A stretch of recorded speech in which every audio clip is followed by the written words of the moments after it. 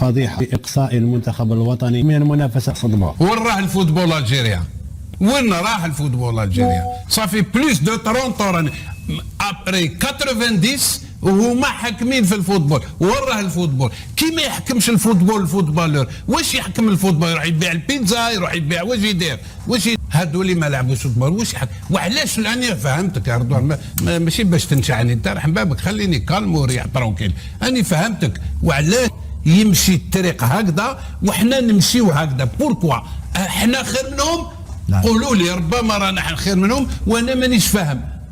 ولا احنا خير منهم واش عليه؟ نتعلموا، يجوا يتعلموا معنا كيف لو موند مارش هكذا وحنا نمشيو هكذا. علاش؟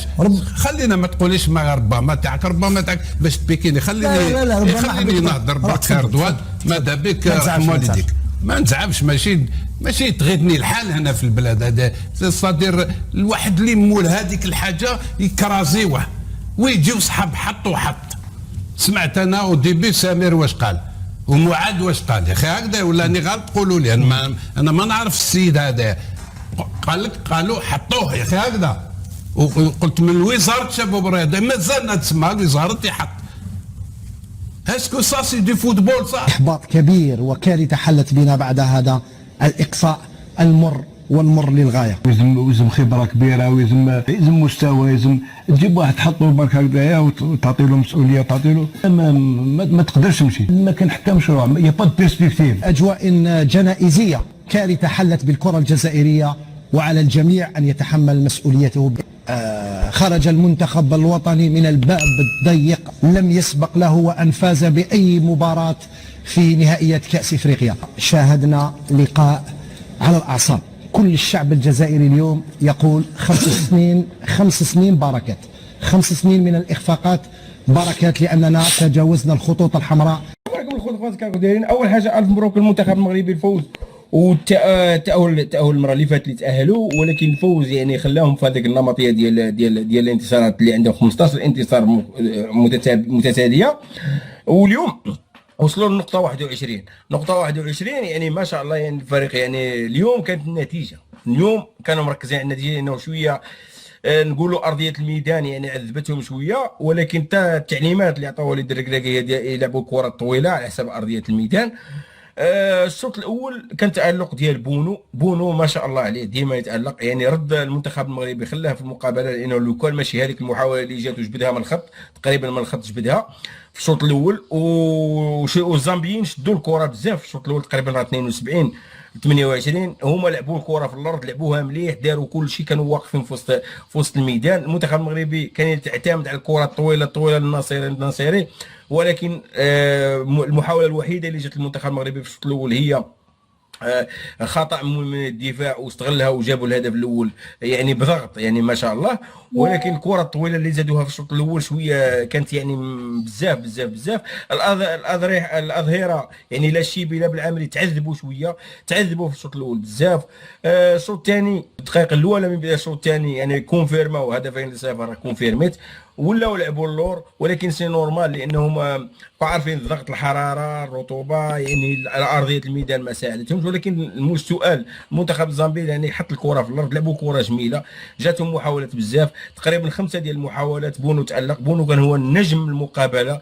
مازال كاين شويه في الاظهره. انا نشوف وليد الركراكي خاصو يصيب واحد الحل الاظهره، لانه الاظهره دفاعيا ناقصين بزاف. شيبي نقدر نقول لكم شيبي يعني ما مسكين ما مشاتلوش اول مقابله يلعبها كامله. البوان الحاجه الوحيده اللي نعيب فيها الركراكي شيبي ما مشاتوش، ولكن نورمالمون كان الهلالي يدخل شويه قبل. الهلالي دخلته في هذيك الدقيقه، يعني دقيقه 91 و 92 كانت المقابله سالات. نورمالمون كنت دخلوا شويه قبل باش نشوفوه، باش نكتشفوا الهلالي اللي ديال اللي يلعب في اسبانيا ويدافع مليح، لانه حرام هذاك اللاعب يعني يجي مع شحال من ترابط، تقريبا ما لعبش حتى 10 دقائق صحيحه. اليوم لعب 3 دقائق يعني 4 دقائق، يعني اهانه. انا نقراها هكا وانتم الجمهور يقراها هكا.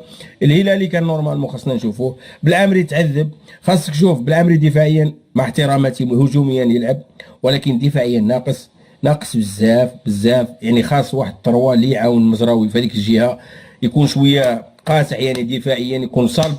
يعني الحقيقه هي هذه تقال، يعني مازال عنده الركراكي الخدمه.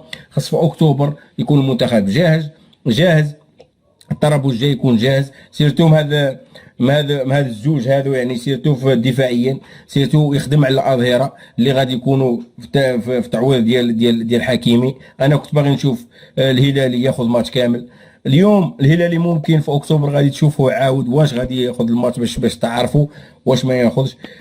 من الاظهره يعني لاكس يعني تا اليمين تعذب شويه. مي لاطاك ما عندنا ما نهضروا عليه. لاطاك يعني هذاك هما ايكاما نسجل النصيري يسجل، برافو عليهم، تالقوا. العناوي يكون فيرمي تالق، بن صغير تعذب، تا هو بن صغير تعذب.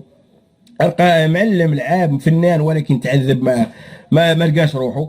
المهم الفوز هو المهم. بونو رجل المقابله يستاهل. كان ما كنتش عندك حارس بحال هذا يخليك في المقابله راه مصيبه كحله. يعني حارس ما شاء الله تالق في هذه المقابله بزاف. برافو عليهم وصلوا لنقطه 21. تاهلوا لكاس العالم، ضمنوا كاس العالم. مير الركراكي مازال خاصو شويه يريح مع راسو ويعاود لهذه المقابله، سيرتو هذه المقابله باش تعطيك، لانه غادي تلعب في كاس افريقيا، غتلعب مع منتخبات شويه قويه هجوميا، يعني ماشي سهله باش تخليها يدخلوا حتى الكاري دي زويت اللي يدخل عندك باش ويديروا محاولات بهذيك الطريقه. راه خصك تخدم على الدفاع وخصك تخدم على بزاف الحوايج.